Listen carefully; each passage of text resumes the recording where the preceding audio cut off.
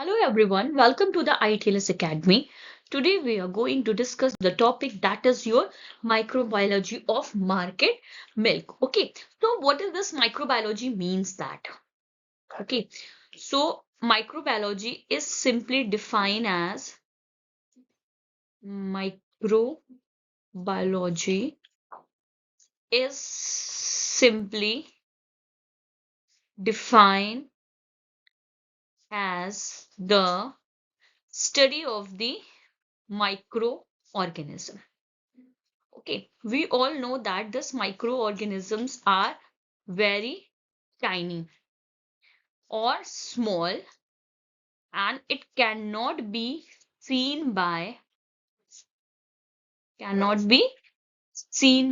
our naked eye. Okay, so both type of microorganisms are present in milk or a milk product or even a market milk. Okay, so some microorganisms are good and some are bad. Okay, these good microorganisms are used for the manufacturing of many products. It is used to manufacturing of many products. Okay, and this bad microorganisms, they are what? They are harmful for the consumer. Harmful for the consumer. So we have to study both type of the microorganism. Either they are used in the manufacturing of the product or either they are harmful for the consumer. Okay, now why we take this market milk? This market milk are what? They undergo a some heat treatment. Okay, due to which there is a decrease in the microbial load. Decrease in the microbial load. Okay, so either these milk are pasteurized that we discussed in a later slide, either they are ultra heat undergo a ultra heat treatment, either it go a sterilization. So there is a different temperature with a different time combination which is used for the destruction of the pathogens. They are used for the destruction of the pathogen.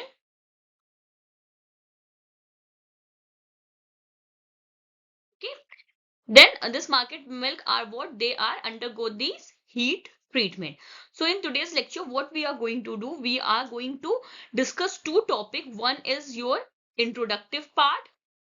One is your introductive part, and the another one is your current heat treatment for a market milk. Okay, so we are going to discuss which type of heat treatment we are using in case of market milk. So let's start today's lecture. First one is your introduction. We all know that this market milk is defined as a fluid fluid milk product sold for a direct human consumption. Okay, see, there is a difference between the market milk and the milk which we taken from a milkman milk. Okay, so this when we take a milk from a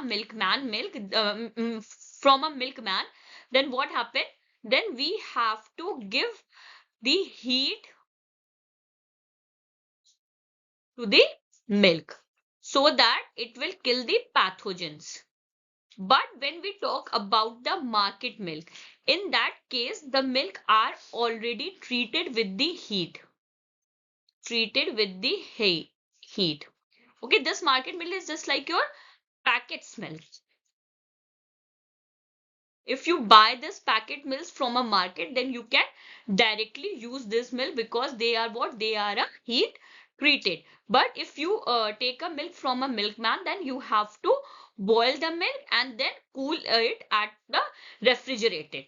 Here one condition is apply. You have to store the market milk at a temperature range between 0 to 5 degree Celsius, At that temperature, the shelf life of the milk is around 2 to 3 days. Okay, it is very important that we have to keep the market milk at a low temperature. Okay, so if we define this market milk, then it is defined as a fluid milk product which are used for a direct human consumption. Although the collection and use of animal milk for a human consumption can be traced back to some of the earliest of the recorded histories. The concept of the market milk has developed in more recent time. Okay, so if we compare the collection of the milk from our animal, from a milkman for the consumption of the human being, then it is what it is recorded as a earliest histories. But now these concept of the market milk are developed in a more recent time. Why? Because of their direct use. In general, the market milk industry has grown in coincidence with the establishment of the major metropolitan areas, which typically are not amenable to the individual ownership of cows for a personal milk collection. Okay, so this concept of this market milk are generally used in a area where the cow for a personal milk collection is it is not necessary.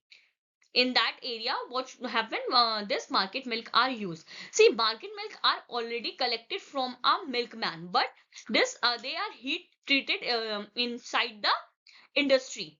That's why we can use it directly. Okay, here heat treatment are applied, then the high quality of the packaging material are used. Sometime even our tetra packs are used for the packaging of the milk. Tetra packs are used for the packaging of the milk. Okay, when this tetra packs are used, then the shelf life of the milk is around 6 months, even at a room temperature. But once it's open, then it will kept inside the refrigerator between the temperature range 0 to 5 degrees Celsius, and the shelf life is around 15 days. Okay, so this is the concept of the market milk. Now the next one is your until the end of the 19th century, this market milk was primarily raw milk, which are collected from the farm and distributed fresh to the consumer. Okay, so if we talk about end of the 19th century, at that era, the market milk is what? At that time, there is no facility of the heat treatment and there is no facility of the big industry. So at that time, the market milk are considered as a raw milk. What happened, it directly collected from the farm and it will distribute it to the consumer as a fresh, without any heat treatment, and consume fresh. In a typical pre 1900 US milk distribution system, milk was collected at the farm in 5 to 10 gallon can, and then it is transported to the plant, coagulated in a wet or a can fill machine, and then it filled into a 3-gallon can. This product was then distributed by a measured into a container which are left on a consumer purchase, and it is written by R. Roadhouse and Henderson 1941. Okay, so in pre 1900, there is a US milk distribution system. They collect a milk from a farm and they collect a milk at the order of 5 to 10 gallon can, and then it is transported to the plant. In a plant, it is filled into a can wet, or then again it is filled into a 3-gallon can, and then it will distribute it to the consumer into a container which are left. Now if we talk about the currently, then this practices would be considered unacceptable in a United States. Okay, because at that time, if we talk about the pre 1900, again there is a no concept of the heat treatment. Okay, when there is a no concept of the heat treatment, then it means that there is a high microbial load. High microbial load. So when a microorganism present in a milk, then ultimately it will affect the health of the human being, affect the health of the human being.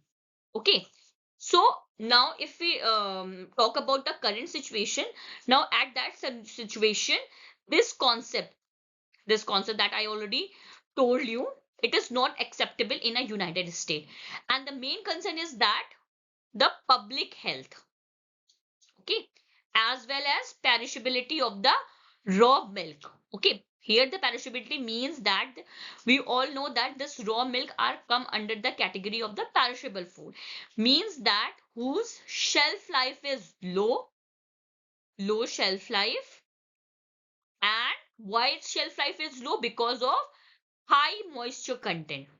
And raw milk or even a milk have a high moisture content, that's why their shelf life is low, and it is very easy for a microorganism to grow into a perishable food.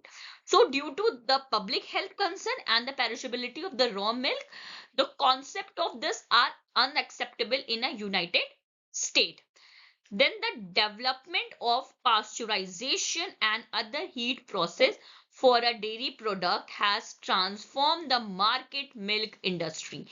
Now, after this, there is a concept of the pasteurization and other heat process are introduced in a dairy industry for a market milk, and there is a dramatically expanded product distribution capability in the United States and much of the world. And this is not only for the United States, but this is for a whole world. Okay. Now, after that, there is a concept of the pasteurization and the heat treatment are introduced. Now, let's start discussing about all these things. Now, this pasteurization this process are based on a experiment which are performed by a Louis Pasteur. Okay, here I just want to write one thing. Louis Pasteur, known as the father of the pasteurization, known as the father of the pasteurization. Okay, so this process is totally based on an experiment which are performed by a Louis Pasteur in 1860s. They discovered that when there is a wine which is heated around 50 to 60 degrees Celsius for a few minutes. Okay, when a wine is heated at a 50 to 60 degrees Celsius for a few minutes, then a microbial spoilage can be prevented or delayed. Okay, when we give suppose that we take a wine and we heat it at 50 to 60 degree Celsius for a few minutes only. Now at that process, there is a prevention of the microbial spoilage, or even the microbial spoilage will delay, and it is said by a Hammer 1948. Now, soon thereafter, the concept of the pasteurization were introduced into a dairy industry. Okay, so first of all, this concept of the pasteurization is for a wine. Then after that, it will introduces into a dairy industry, primarily to extend the keeping quality of the milk, although this milk quality was the primary concern. Okay, so the quality of the milk is a primary concern at this time. The association of the disease causing organism with a raw milk was also becoming more apparent, because there are many diseases which are caused by a microorganism which are present into a raw milk. So that's why the quality of the milk have a primary concern. Now, to illustrate that, there is a different disease which are caused by a which are caused by due to the consumption of the raw milk which are already contaminated by our microorganisms, or you can say that there is a high load of the microorganisms like typhoid fever, diphtheria, brucellosis, tuberculosis were among the human disease that had been recognized as being transmitted through our raw milk consumption. Okay, so these are the disease, that is your typhoid fever, diphtheria, brucellosis, and tuberculosis. These are the disease which are caused into a human due to the transmission of the raw milk consumption. Now the next is your now if we take a era of 1975 and 1875 and 1886 respectively, then there is different scientists in a United States and in a Germany begin to recommend it that the milk be heated prior to the consumption. Okay, now the heating of the milk, this concept arises around 1875 and 1886 by a different scientists in the United States and in a Germany. They said that or recommended that when we have to consume a milk, before its consumption, we have to heat it, especially when intent to for a infant feeding. Okay, because we all know that the infant have a they have a weak immune system, and even while we talk about infant, we can say that infant, old people, old age, okay, and even the pregnant ladies, okay, they have a weak immune system. Okay, when somebody have a weak immune system, then there is a they are easily targeted by a microorganism because their immune system cannot fight with that microorganisms. Okay, that's why it is said that especially when we have to feed a milk to an infant, then it should be heated. Upon entry into the 20th century, heat treatment of a milk was slowly adopted in many segments of the market milk industry.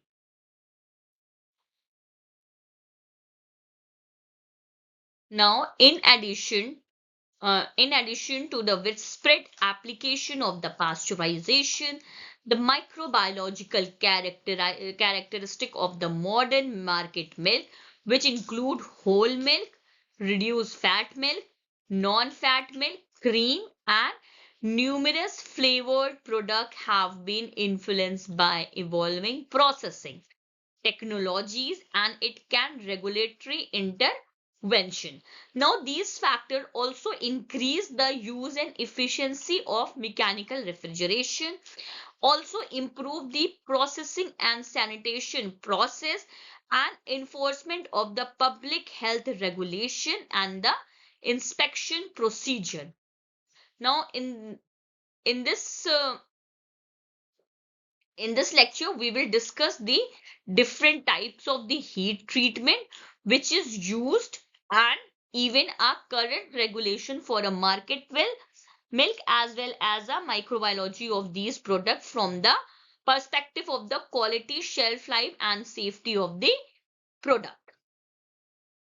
Now, current heat treatment for a market milk. The scientific basis for a specific condition is used for a heat treating milk product is derived from the concept of the microbial thermal dead time, in which there is a destruction of the organisms which is assumed to be dependent on a linear semi-logarithm relationship of the temperature to a time. Overall objective of the heat treatment is developed for a market milk are. So this is a scientific basic for this scientific specific condition which is used for a heat treating milk product is what it is derived from the concept that the microbial thermal time, in which there is the destruction of the microorganisms which are assumed to be dependent on that linear semi-logarithm, or there is a relationship between temperature to a time, and it is set by a J in 1996. If we said that there is a overall objective of this heat treatment is what? It is the that elimination and or reduce the risk of the disease which are associated with the pathogens common to our raw milk. Okay, so what does this line means? That we have to kill the pathogenic microorganisms which are present into our raw milk. Okay, when these pathogens are killed or eliminate, we reduce the disease related to this, or we eliminate the disease related to this. Also extend the keeping quality of the milk by inactivation of the potential spoilage organisms, okay, and degradative enzyme. This first one is for a pasteurization, and the second one is for a sterilization, in which what we do, we either inactivate the potential spoilage microorganisms or degrade the enzyme. That's that that will extend the quality of the milk. The specific objective are to ensure that all the particles of the milk are heated to a desired temperature for a desired time. Okay, so when we talk about the heat treatment, then two things is very important. One is your temperature, and another one is your time. These two combination are very important, so that to avoid the significantly damaging the flavor or other quality characteristic of the milk. Okay, suppose that if we uses a high temperature, then this high temperature will be for only for a shorter time. Otherwise, it will disturb the flavor and even the other quality characteristic of the milk. Okay, suppose that we give a low temperature for a less time, then in that case there is a no destruction of the microorganism take place. That's why the temperature and time combination are very important, so that we can take our um, desired objective from this. Now the next is your, now after the heat treatment, the another concept is very important, that is your rapid cooling. Okay, once we heat the milk, once we heat the milk, then after that we have to perform a rapid cooling. It is very important concept. Okay, rapid cooling after the heat process is also essential to minimize the product heat damage and to control the growth of the microorganism that may survive the heat process. Okay, this concept is important, so that if there is any damage which occurred due to the heat, it will be minimized, and even there is some microorganism which can survive at that high temperature, then it can also control their growth at a low temperature. That's why this rapid cooling concept are very important. In general, the higher the heat treatment, the greater the efficiency of the microbial destruction, but also greater the chance that the quality of the milk will be affected. That I already told you, if we give a high treatment, high temperature, then obviously there is a greater chance that the microbial destruction. But along with it, there is all they will all that it will also affect the quality of the milk. Heat associated quality defect depend upon the intensity of the heat, time of the exposure, rate of the heating and cooling, product composition, and burn off heat exchanger. Okay, so These are the factor in which the heat associated quality defect are depend. Defect included cooked flavor that range from slight with mild sulfur notes, which are also considered acceptable to the most consumers, to scrooge and caramelized. This is your caramelization reaction that you already hear about it, which generally are considered as a unacceptable caramel-like flavor, are also or often associated with the Maillard Browning reaction, which also contribute off color to a highly heated milk. Okay, that's why we are not going to give a high amount of heat. That's why temperature and time combination are very important. Otherwise, this will not acceptable by the consumer due to the sometimes due to the off color, off flavor, sometimes it is caramelized flavor and cooked flavor. Now the next is your microbiological characteristic of the milk are influenced by the design of the overall milk production and handling system, in addition to the temperature and time combination used to heat the milk. Okay, so when we have a market milk, okay, so we all know that this market milk is undergo a heat treatment. But along with the heat treatment, the microbiological characteristic of that micro market milk will also depend upon the design of the overall milk production. Everything like that, how we collect the milk from the milkman, how it is transported, how it is transferred to the homogenizer, and how we take our milk from for a testing, everything uh, in that uh, in that thing, this microbial characteristic of the market milk will also depend. And the another thing is that the packaging.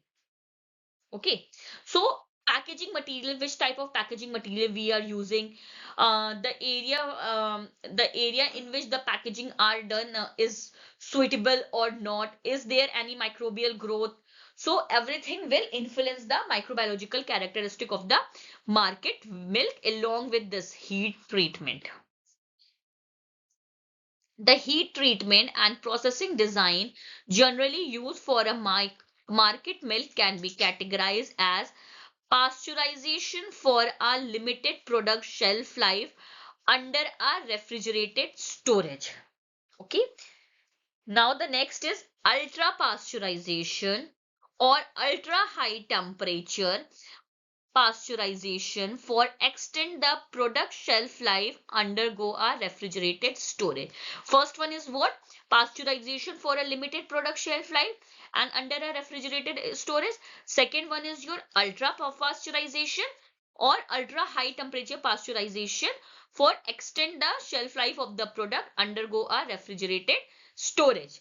And the third one is your ultra high temperature for a shelf stable product, and in container sterilization for a shelf stable product. So these four heat treatment which are used in a market milk that we are going to discuss in today's lecture: pasteurization, ultra pasteurization or ultra high temperature for a shelf stable product, and the last one is your in container sterilization for a shelf stable product. Now the next is your pasteurization. Okay, see, the concept of pasteurization is very easy. In short, if we said that it is used to kill or eliminate the pathogenic microorganisms. Okay, now when we discussing about the dairy product, so if we take a concept of the milk, then In milk, we are giving 62 degrees Celsius for a 30 minute. Okay, this is like which we give a heat in our household. Another temperature combination is 73 degrees Celsius for 15 seconds. Okay, and along with it, we also give a ultra high temperature that we discuss in a later. So this two are very basic, 62 degrees Celsius and 73 degrees Celsius for 50 seconds. The public health objective of milk pasteurization is to eliminate all non-spore forming pathogens.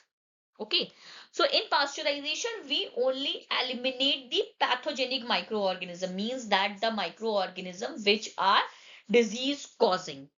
Okay, so the public health objective of milk pasteurization is to eliminate all non-spore forming pathogens commonly associate with a milk.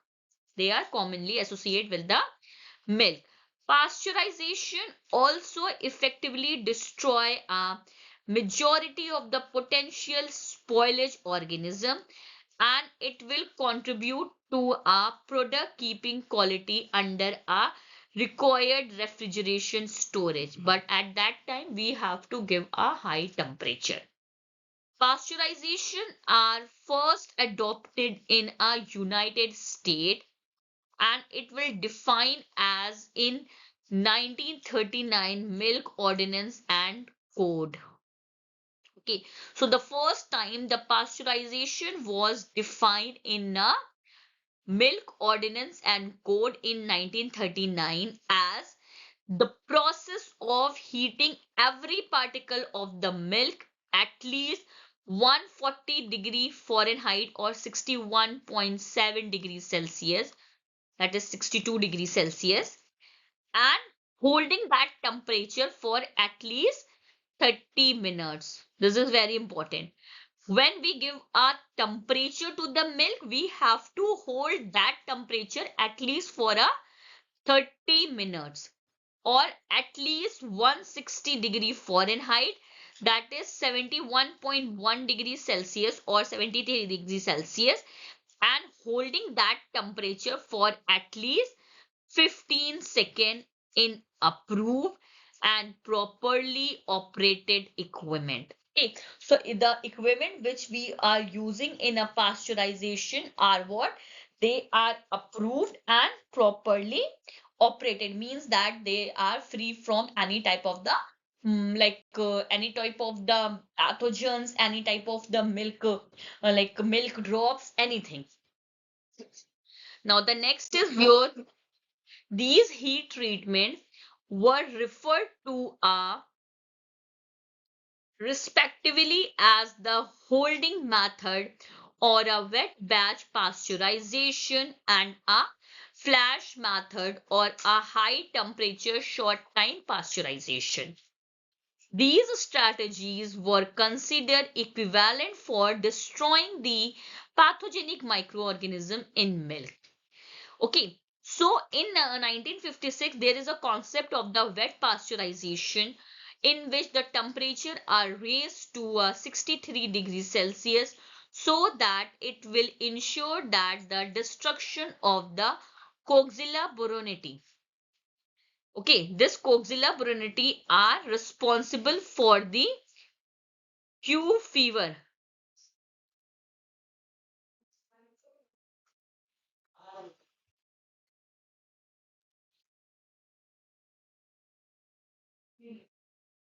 Okay, so the Microcoxilla buronitii, these microorganisms are responsible for a Q fever, and it cannot be destroyed at the previous temperature.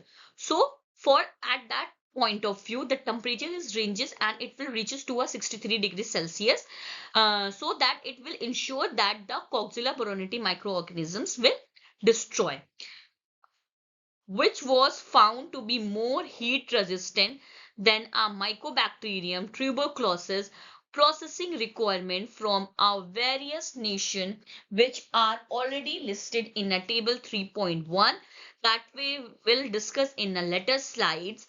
Now the current pasteurization temperature time combination that are considered equivalent are defined by the United States Food and Drug Administration in 1999 grade A pasteurization milk ordinance, and it will shown in a table 3.2 which we'll again discuss in a later slide. Now the next is your now the first one, the first table, that is 3.1, that is for temperature, minimum temperature and time for a fluid milk heat treatment. Here the name of the country, then HTST. HTST means that HTST means that high temperature short time.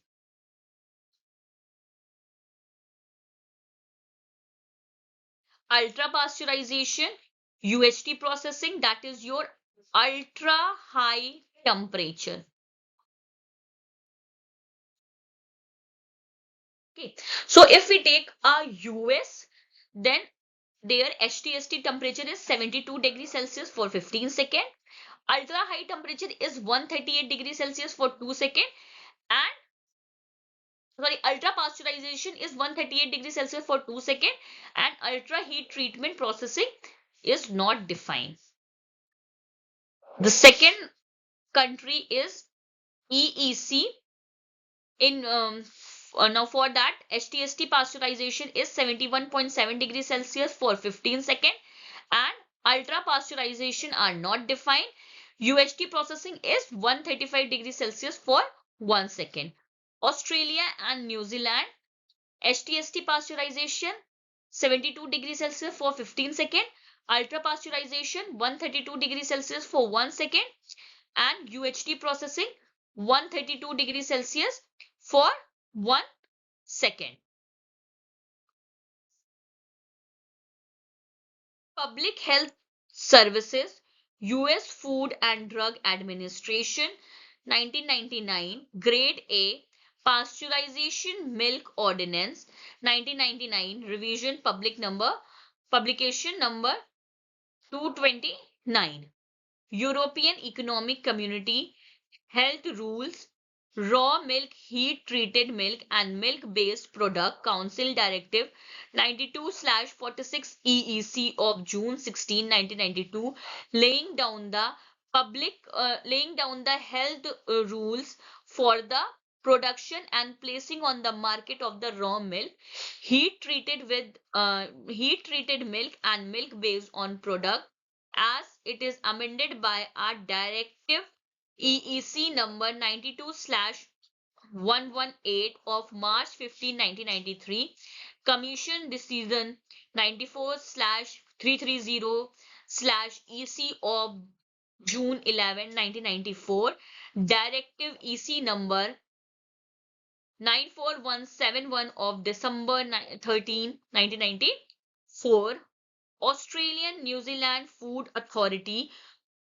Food Standard Code Standard H1 Milk and Liquid Milk Product. This is a website name. The thermal process and procedure for manufacturing UHT aseptically processed milk and milk product. Most compile with US Food and Drug Administration requirement for the sterilization low acid food code of a federal regulation title 21 part 113. Now the next table is for equivalent pasteurization and time combination for a milk pasteurization by a US. Okay, so if we give a temperature 63 degrees Celsius, then the time will be 30 minutes. 72 degrees Celsius, 15 seconds. 89 degrees Celsius, 1 second. 90 degrees Celsius, 0.5 second. 94 degrees Celsius, 0.1 second. 96 degrees Celsius, 0.005 second. 100 degrees Celsius, 0.01 second. So as you see that it is very clear that when the temperature is increases, then um, time is decreases. Why? Because there is a temperature and time combination will also very important.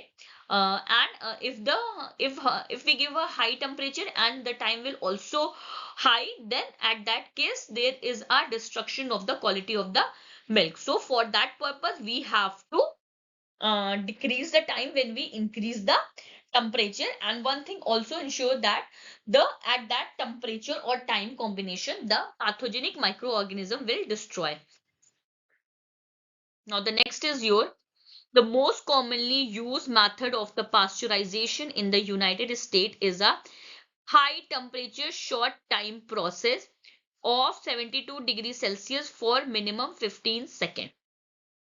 Okay, this this is normally accomplished by a indirect heating of the milk through a heated conducting barrier, usually with a planet heat exchanger that are separate the heating medium from the milk. A typical design for a pasteurization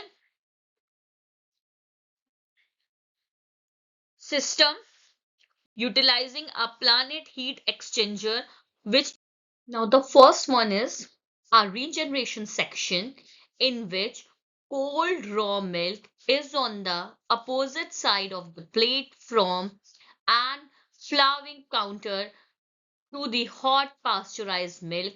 This strategy is designed to simultaneously pre-warm the raw milk prior to its entry into the heating section and cool the pasteurized milk. Then the second is a heating section in which a hot water run onto the opposite side of the plate from and flowing counter to the pre-warm milk to be heated the milk to the desired temperature. Then uh, holding the tube designed to maintain the milk at the desired pasteurized temperature for the specified period of time. Now the fourth one is a cooling section in which a pasteurized milk flow on the opposite side of the plate from counter to a cooling medium batch or a wet pasteurization is the most commonly used in small dairies or for a processing small batches of specialty product. Typically pasteurized fluid milk product currently manufactured in the United States have been expected shelf life is around 20 to 10 to 21 days at a refrigerated condition. It depends upon the product manufacturing and distributing condition. Now the next is your ultra pasteurization. Okay, see this ultra pasteurization is recognized in North America. In that method, milk is thermally processed at or above 138 degrees Celsius for at least 2 seconds. In ultra pasteurization, we give a temperature 138 degrees Celsius and this time is only for 2 seconds so as to produce a product that has an extended shelf life which undergo a refrigerated condition according to a Public Health Service 1999, Mehta 1980. They refer to this process as a ultra high temperature pasteurization because the heating process generally uses a same equipment as a UST sterilized milk. And it can be described in the next section. Indirect heating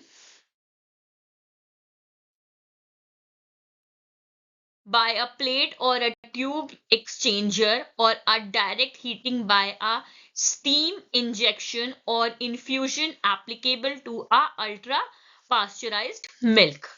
This heat treatment is designed to kill the virtually all the microorganisms which are found in milk, including the vegetative cell and bacterial endospore. When we uses the UHT method, then in that method we kill all type of the microorganism which are present in the milk, either they are vegetative cell or a bacterial endospore.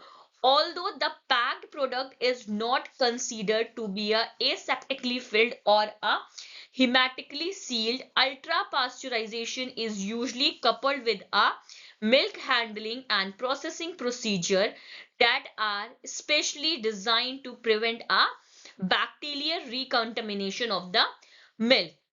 Commercially, it is manufactured ultra pasteurized fluid milk. Products have been demonstrated to remain free of bacterial contaminant for up to 10 weeks of refrigerated storage. Ultra pasteurized products are often referred to as a extended shelf life product with a shelf life of 30 to 90 days or more at a refrigeration temperature. Okay, so the product that we get from a ultra high temperature, their shelf life will around 90 to 30 to 90 days at a refrigeration condition. ESL may, that is your extended shelf life, may also be used to describe the conventionally pasteurized product that are processed under a stringent condition designed to prevent a post-pasteurization contamination with the goal of extending the shelf life or keeping the quality of these products. Now the next is your ultra high temperature sterilization, that is also called a UHT sterilization. In this process that combine a rapid healing of milk to a very high temperature, then followed by a aseptic handling and packaging to produce a shelf stable. Okay, so in UHT sterilization, what we do, we give a high temperature, and then after that we pack the milk in a aseptic handling, so that it will produce a shelf stable commercially sterile product. The goal of the UST sterilization is that to achieve a 9 log reduction of thermophilic endospore that would naturally occur in a raw milk. Okay, so the main aim of that UHT sterilization is that to reduce the thermophilic endospores 9 log which are present into a raw milk naturally. This treatment is also considered advocate so that ensure a 12 log reduction of the Clostridium botulinum spores which is required for canning low acid foods. Although heat treatment for UHT milk are vary from country to country, temperature of 130 to 150 degrees Celsius with holding time 1 second or more prescribed, with holding times of 2 to 8 seconds which are commonly applied. Now, if we decrease the temperature 135 degrees Celsius are considered insufficient for the sterilization according to the Matha 1980 and Borton 1988, which defined that the UHT process as one in which the product are heated in a continuous flow so that the temperature reaches 135 to 150 degrees Celsius, and it will be maintained at that temperature for a length of time sufficient so that it will ensure that commercially sterility will acceptable with an acceptable change in the product, for example flavor, color, nutrient composition. The product after the sterilization is aseptically filled into a appropriate sterile container for non-refrigerated distribution and a sale. Now, in United States, the thermal process and the procedure for manufacturing LGHT, that is aseptically processed milk and milk product, most compile with FDA requirement for the sterilization low acid food and the requirement of the pasteurization milk ordinance, that is PMO Public Health Service 1999. The product must be hermetically sealed in a container free of microorganisms which are capable of reproducing under unrefrigerated condition and free of viable microorganisms of public health significance, which include bacterial endospore. Heat treatment at or above those commonly used for ultra pasteurization are generally considered acceptable for LGHT processing. UHT processing first emerged in 1940s, late 1940s, with the development of the tubular indirect heating system, the aseptic canning system that were also available at this time, which made the product difficult and expensive to a product. In 1961, there is the development of the aseptic form fill seal packaging system that is called a Tetra Pak Sweden. was instrumental in making UHT milk commercially viable product. Today, UHT milk is proceed either by a indirect heating or by a direct heating, coupled with a aseptic handling and packaging indirect processing, which involve a heating conducting barrier such as stainless steel plate or a tube that separate the heating medium from the milk. Now the next is, after the required time at the required temperature, milk is generally cooled by a successive indirect cooling heat exchanger. Direct processing of UHT milk, which is involved heating milk by mixing it with a culinary steam. Direct heating system for UHT milk, which include steam injection, steam infusion, and falling film design. With steam injection system, steam is injected directly into a raw milk. With a steam infusion and falling film system, the milk is sprayed or a drop as a thin film into a vessel of the pressurized steam. The milk is maintained at a required temperature for the required time in the holding area is that immediately cooled. Cooling is typically accomplished in a condenser equipment with a vacuum expansion chamber with also remove water that was added to a milk through the steam. Milk is further cooled and then transported to a aseptic holding tank and then packed as an aseptic filling machine. Milk products are typically packed using a foam fill and a seal equipment or a aseptic bottle filler. UHT sterilized milk products are also considered as shelf stable with an expected shelf life of 3 months to 1 year with no refrigeration required. In container sterilization is the last one for a heat treatment or for a market milk. Condition specified for in container sterilization of the milk, which include temperature from 105 degrees Celsius to 120 degrees Celsius for 20 to 40 minutes. With this strategy, milk is pre-filled into a can or a bottle that are hermetically sealed, and then the milk is heated in an autoclave or a batch or continuous retort. As with UHT processing, the goal of the in-container sterilization process is to be hold the product at a sufficient temperature for a sufficient length of time, which ensure that 9-log reduction of the thermophilic bacterial endospore or 12-log reduction of the Clostridium botulinum. In container sterilization, milk products are less commonly manufactured than a UHT product. The most common application of the process is the manufacture of the milk, which are based on a flavored beverages. In general, milk product process is this manner are subject to more pronounced defects which are related to a cooked flavor and the Maillard browning reaction than are product proceed by other UHD strategies. In container sterilization, milk product have expected shelf life of a year or more with no refrigeration required. Okay, so this is all about the introductive part of the microbiology of the milk or current heat treatment for a market milk. I hope you will understand. But if you have any query related to this topic, you can ask me in a comment box, or for a further detail, you can follow the ITLS Academy on different platforms like Instagram, Facebook, Twitter, YouTube, WhatsApp, and LinkedIn. And subscribe our channel ITLS Academy on YouTube and get our app from a Google Play. Or you can also ask your query to the helpline number that are already mentioned in your slide. Visit our website www.itlsacademy.com. Thank you for watching. Please like, share, and subscribe our channel.